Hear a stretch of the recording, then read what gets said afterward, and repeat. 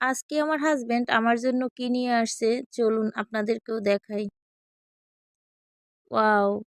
এ তো বড়ই, আমার খুব পছন্দ বড়ই। আর সে সেটা জানে তাই নিয়ে আসছে। তো এখন আমি ব্যাগটা খুলতেছি।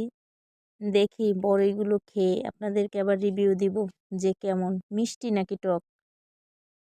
তো ক্যামেরায় কিরকম দেখা যায় বুঝতেছি না, কিন্তু বড়ইগুলো একদম ফ্রেশ আর পেকে হলুদ হয়ে গেছে। এই বড়ইটার নাম কি আমি জানি না।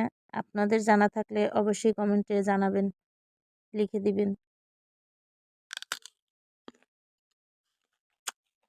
একদম চিনির মতো মিষ্টি,